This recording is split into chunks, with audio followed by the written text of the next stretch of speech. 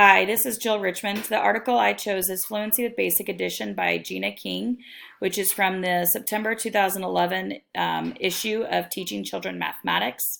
I chose this article because basic facts is one of my targeted areas. The article mentions how children as young as preschoolers could start using these strategies. My targeted grade level is third grade, which I think would really benefit from these strategies and games.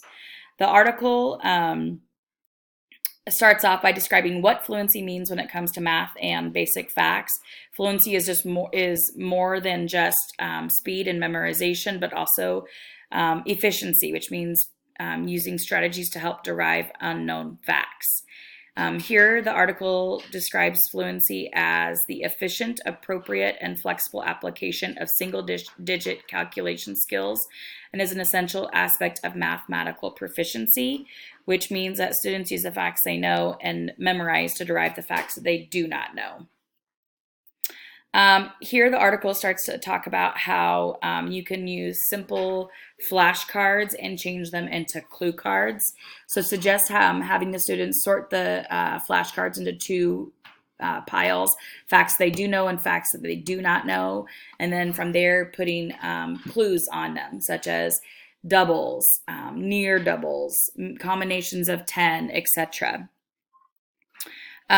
This table is a great visual for students. The different color boxes show different types of facts and strategies that could be used, such as doubles, which are the red, combinations of 10 are the blue, near 10, etc.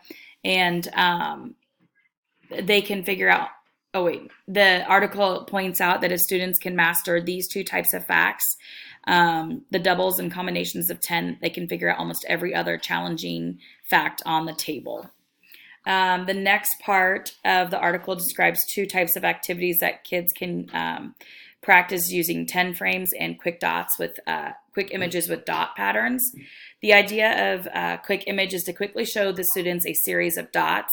You want to show the dots quick enough that the students cannot count them and instead retain a mental image of what they saw. Using quick images can help students move away from counting and toward instantly seeing the quantity. So here the article points out that with regular dot patterns, students can recognize quantities without counting, but also start using that single digit addition.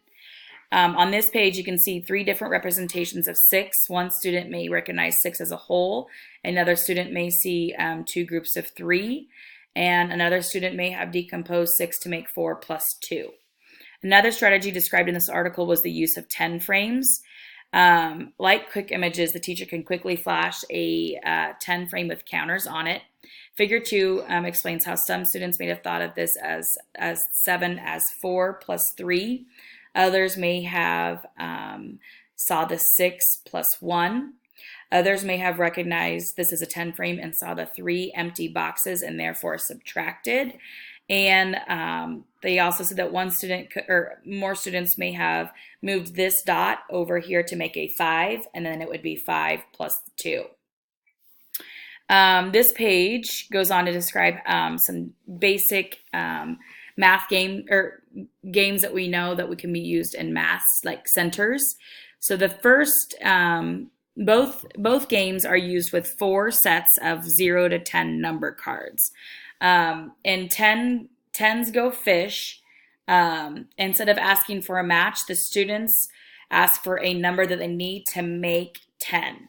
So for example, if a student has a 3 in their hand, they ask their opponent for a 7 to make their match. Another game was called 10 over 10, which was very similar to memory and also practices making combinations of 10. So the students make an array of the cards and place them face down and then draw or flip one over at a time to try to make a combination of 10.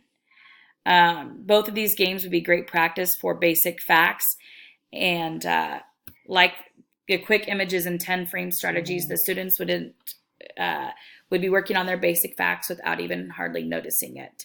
So this is a picture of 2 girls playing the turn over 10. Thanks.